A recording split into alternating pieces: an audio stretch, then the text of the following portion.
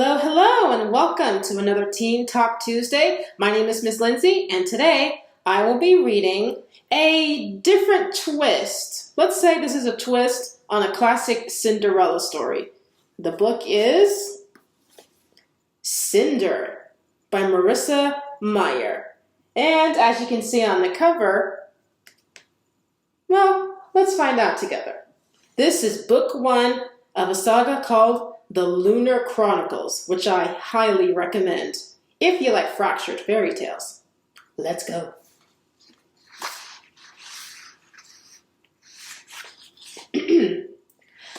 Book 1. While her sisters were given beautiful dresses and fine slippers, Cinderella had only a filthy smock and wooden shoes. The screws through Cinder's ankle had rusted. The engraved cross marks were worn in a mangled circle.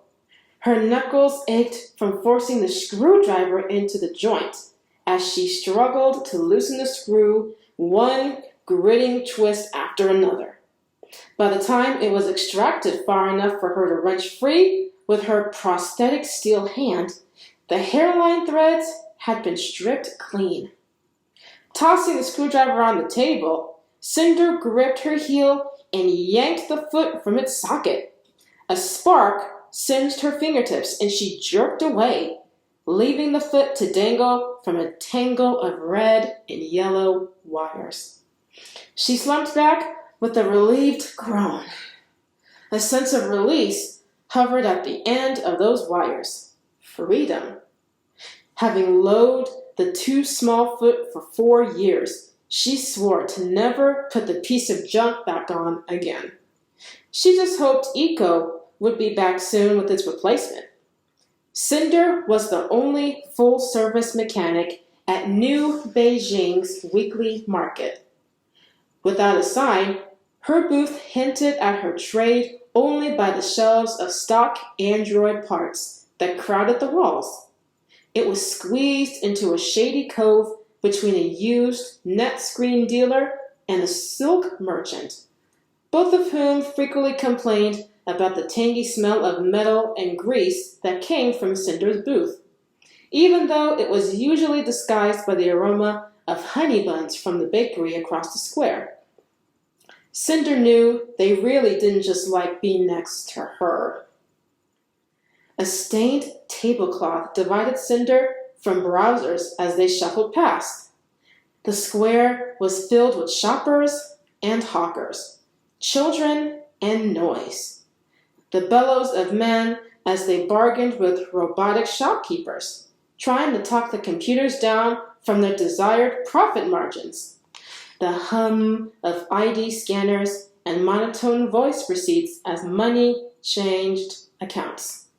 The net screens that covered every building and filled the air with the chatter of advertisements, news reports, gossip.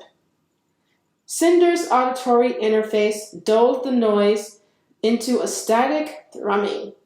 But today, one melody lingered above the rest that she couldn't drown out. A ring of children were standing just outside her booth, drilling, "Ashes, ashes, we all fall down," and then laughing hysterically as they collapsed to the pavement. A smile tugged at Cinder's lips. Not so much at the nursery rhyme, a phantom song about pestilence and death that had regained popularity in the past decade. The song itself made her squeamish. But she did love the glares from passerby as the giggling children fell over in their paths. The inconvenience of having to swarm around the writhing bodies stirred grumbles from the shoppers, and Cinder adored the children for it. "Sunto! Sunto!" Cinder's amusement wilted. She spotted Chang Sacha, the baker, pushing through the crowd in her flower-coated apron. "Sunto, come here. I told you not to play so close to—" Sacha met Cinder's gaze, nodded her lips, then grabbing her son by the arm and spun away. The boy whined, dragging his feet as Satya ordered him to stay closer to their booth.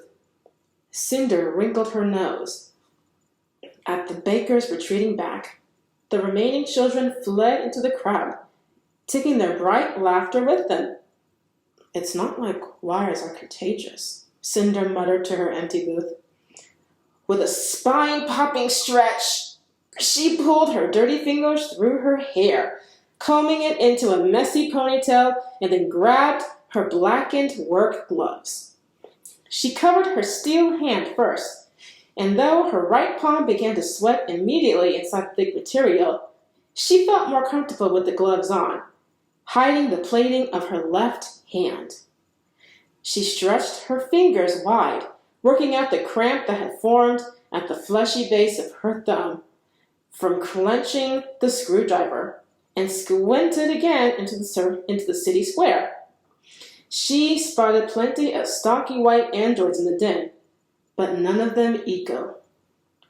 Sighing, Cinder bent over the toolbox beneath the work table. After digging through the jumbled mess of screwdrivers and wrenches, she emerged with the fuse puller that had been long buried at the bottom. One by one, she disconnected the wires that still linked her foot and ankle, each spurting a tiny spark.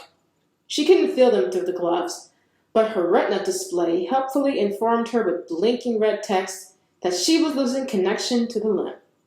With a yank of the last wire, her foot clattered to the concrete. The difference was instant. For once in her life, she felt weightless. She made room for the discarded foot on the table, setting it up like a shrine, amid the wrenches and lug nuts, before hunkering over her ankle again and cleaning the grime from the socket with an old rag. Thud! Cinder jerked, her head smacking the underside of the table.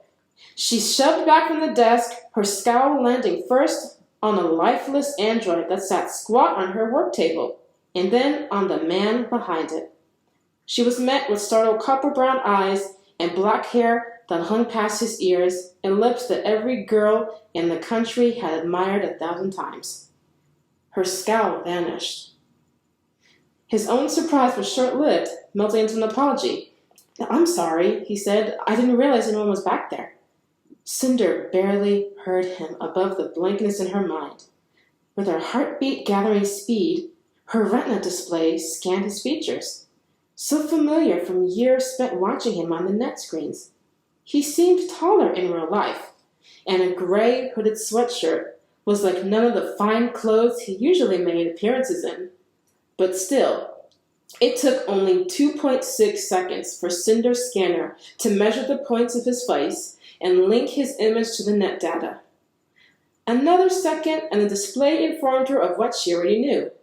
Details scribbled across the bottom of her vision in a stream of green text. Prince Cato, Crown Prince of the Eastern Commonwealth. Born 7 April 108 TE. A press meeting is to be hosted by Crown Prince Kai on 15 August to discuss the ongoing electromosis research and possible leads for an antidote. Cinder launched up from her chair, nearly toppling over when she forgot about her missing limb. Steadying herself with both hands on the table, she managed an awkward bow. The retina display sank out of sight. Your Highness," she stammered, head lowered, glad that he couldn't see her empty ankle behind the tablecloth. The prince flinched and cast a glance over his shoulder before hunching over her. Maybe, he pulled his fingers across his lips. Maybe, on the Highness stuff. Wide-eyed, Cinder forced a shaky nod. "Right, of course. How can are you?" She swallowed, the words sticking like bean paste to her tongue. "I'm looking for a Lin Cinder," said the prince. "Is he around?" Cinder dared to lift one stabilizing hand from the table, using it to tug the hem of her glove higher on her wrist. Staring at the prince's chest, she stammered, I'm Lynn Cinder. His eyes followed his hand as he planted it on the top of the android's bulbous head. You're Lynn Cinder? Yes, your high... She bit down on her lip. The mechanic? She nodded. How can I help you? Instead of answering, the prince bent down, craning his neck so that she had no choice but to meet his eyes, and dashed a grin at her. Her heart winced. The prince straightened, forcing her gaze to follow him. You're not quite what I was expecting. Well, you're hardly what I... Unable to hold his gaze, Cinder reached for the android and pulled it to her side of the table. What seems to be wrong with the android, Your Highness? The android looked like it had just stepped off the conveyor belt, but Cinder could tell from the mock feminine shape that it was an outdated model. The design was sleek, though, with a spherical head atop a pear-shaped body and a glossy white finish. I can't get her to turn on, said Prince Kai, watching as Cinder examined the robot. She was working fine one day, and the next, nothing. Cinder turned the android around so its sensor light faced the prince. She was glad to have routine tasks on her hands and routine questions for her mouth. Something to focus on so she wouldn't get flustered and lose control of her brain's neck connection again. Have you had problems with her before? No. She gets a monthly checkup from the Royal Mechanics, but this is the first real problem she's ever had. Leaning forward, Prince Kai picked up Cinder's small metal foot from the work table, turning it curiously over in his palms. Cinder tensed, watching as he peered into the wire-filled cavity, filled with the flexible joints of the toes. He used the too long sleeve of his sweatshirt to polish off a smudge. Aren't you hot? Cinder said, instantly regretting the question when his attention returned to her. For the briefest moment, the prince almost looked embarrassed. I'm dying, he said, but I'm trying to be inconspicuous. Cinder considered telling him it wasn't working, but thought better of it. The lack of a throng of screaming girls surrounding her booth was probably evidence that it was working better than she expected. Instead of looking like a royal heartthrob, he just looked crazy. Clearing her throat, Cinder refocused on the android. She found the nearly invisible latch and opened its back panel. Why aren't the Royal Mechanics fixing her? They tried, but couldn't figure it out. Someone suggested I bring her to you. He set the foot down and turned his attention to the sleeves of old and battered parts. Parts for androids, hovers, net screens, port screens. Parts for cyborgs. They say you're the best mechanic in New Beijing. I was expecting an old man. Do they? She murmured. He hasn't the first to voice surprise. Most of her customers couldn't fathom how a teenage girl could be the best mechanic in the city, and she never broadcast the reason for her talent. The fewer people knew she was a cyborg, the better. She was sure she'd go mad if all the market shopkeepers looked at her with the same disdain as Tang Sacha did.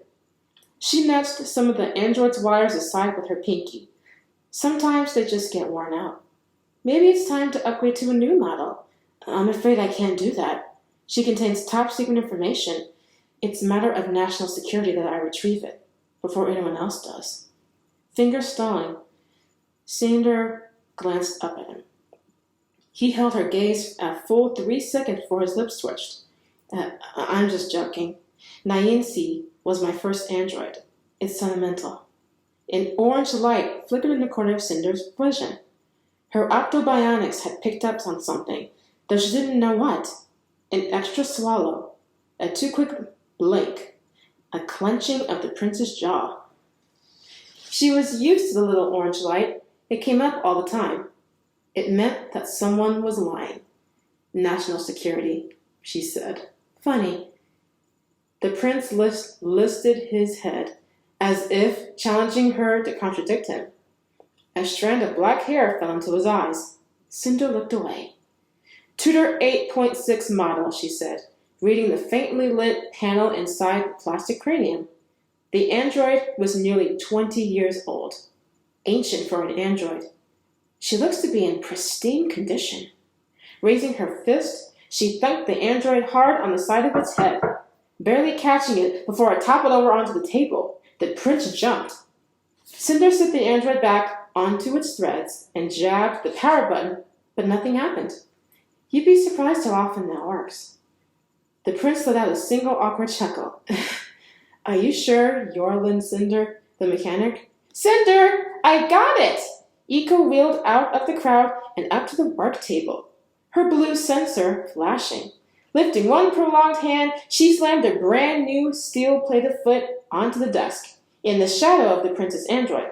It's a huge improvement over the old one, only lightly used, and the wiring looks compatible as is. Plus, I was able to get the dealer down to just 600 units. Panic jolted through Cinder. Still balancing on her human leg, she snatched the foot off the table and dropped it behind her. Good work, Eiko. Nguyen Shifu will be delighted to have a replacement foot for his escort droid. Eiko censored. Nguyen Shifu? I don't compute. Smiling through her locked teeth, Cinder gestured at the prince.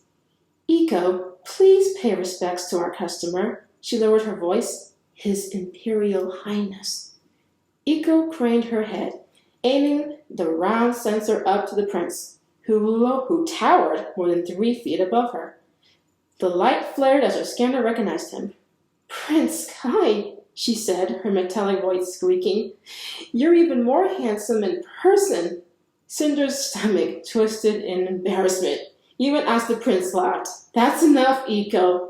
Get in the booth. Eiko obeyed, pushing aside the tablecloth and ducking under the table. You don't see a personality like that every day, said Prince Kai, leaning against the booth's door frame as if he brought androids to the market all the time. Did you program her yourself? Believe it or not, she came that way. I suspect a programming error, but that's probably why my stepmother got her so cheap. I do not have a programming error, said Eiko from behind her. Cinder met the prince's gaze, was caught momentarily dazed by another easy laugh, and ducked her head back behind his android. So what do you think? He asked. I'll need to run her diagnostics. It'll take me a few days, maybe a week. Tucking a strand of hair behind one ear, Cinder sat down, grateful to give her leg a rest while she examined the android's innards. She knew she must be breaking some law of etiquette, but the prince didn't seem to mind as he tipped forward, washing her hands. Do you need payment up front? He held his left wrist towards her, embedded with his ID chip, but Cinder waved her gloved hand at him. No, thank you. It'll be my honor. Prince Kai looked about to protest, but he let his hand fall. I don't suppose there's any hope of having her done before the festival. Cinder shut the android's panel. I don't think that'll be a problem, without anyone knowing what's wrong with her. I know. He rocked back on his heels. Just wishful thinking. How will I contact you when she's ready? Send a comm to the palace. Or will you be here again next weekend? I could stop by then. Oh, yes, said Eiko from the back of the booth. We're here every market day. You should come by again. That would be lovely. Cinder flinched. You don't need to. It'll be my pleasure. He dipped his head in polite farewell, simultaneously pulling the edge of the hood farther over his head. Cinder returned the nod, knowing she should have stood and bowed, but not daring to test her balance a second time. She waited until his shadow had disappeared from the tabletop before surveying the square. The prince's presence among the hurried crowd seemed to have gone unnoticed. Cinder let her muscles relax. Eiko rolled to her side, clasping her metal grippers over her chest. Prince Kai, check my fan. I think I'm overheating. Cinder bent over and picked up her replacement foot, dusting it off on her cargo pants. She tucked the plating, glad that she hadn't dented. Can you imagine Peony's expression when she hears about this? Said Eiko. I can imagine a lot of high-pitched squealing. Cinder allowed one more wary scan of the crowd before the first tickle of giddiness stirred inside her. She couldn't wait to tell Peony. The prince himself! An abrupt laugh escaped her. It was uncanny. It was unbelievable. It was, oh dear. Cinder's smile fell. What? Eiko pointed at her forehead with her prolonged finger. You have a grease splotch. Cinder jerked back and scrubbed at her brow. You're kidding. I'm sure he hardly noticed. Cinder dropped her hand. What does it matter? Come on, help me put this on before any other royalty stops by. She propped her ankle on the opposite knee and began connecting the color-coded wires, wondering if the prince had been fooled. Fits like a glove, doesn't it? Eco said, holding a handful of screws while Cinder twisted them into the pre-drilled holes. It's very nice, Eco. Thank you. I just hope Adri doesn't mind. She'd murder me if she knew I'd spent 600 unis on a foot. She tightened the last screw and stretched out her leg, rolling the ankle forward, back, wiggling the toes. It was a little stiff, and the nerve centers would need a few days to harmonize with the updated wiring, but at least she wouldn't have to limp around off kilter anymore. It's perfect, she says, pulling off her boot. She spotted her old foot held in Eco's pinchers. You can throw that old piece of junk away. A scream filled Cinder's ears. She flinched, the sound peaking in her audio interface, and turned toward it. The market silenced. The children, who had switched to a game of hide-and-seek among the clustered booths, crept out from their hiding spots. The scream had come from the baker, Chang Sacha. Baffled, Cinder stood and climbed on top of her chair to peer over the crowd. She spotted Sacha in her booth, behind the glass case of sweetbreads and pork buns, gawking at her outstretched hands. Cinder clamped a hand over her nose at the same moment. Realization skittered through the rest of the square. The plague! Someone yelled. She has the plague! The street filled with panic. Mothers scooped up their children, masking their faces with desperate hands as they scrambled to get away from Sacha's booth. Shopkeepers slammed shut their rolling doors. Surto screamed and rushed towards his mother, but she held out her hands out to him. No, no, stay back! A neighboring shopkeeper grabbed the boy, tucking the child under his arm as he ran. Sacha yelled something after him, but the words were lost in the uproar. Cinder's stomach churned. They couldn't run, or Ika would be trampled in the chaos. Holding her breath, she reached for the cord of the booth's corner and yanked the metal door down its rail. Darkness cloaked them but for a single shard of daylight along the ground. The heat rose up from the concrete floor, stifling in the cramped space. Cinder, said Iko, worry in her robotic voice. She brightened her sensor, washing the booth in blue light. Don't worry, Cinder said, hopping down from the chair and grabbing the grease-covered rag from the table. The screams were already fading, transforming the booth into its own empty universe. She's all the way across the square.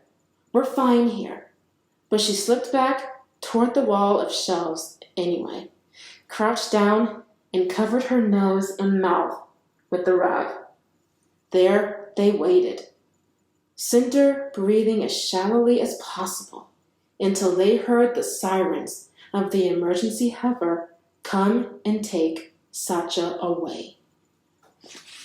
And that was Book 1, Chapter 1, Cinder of the Lunar Chronicles.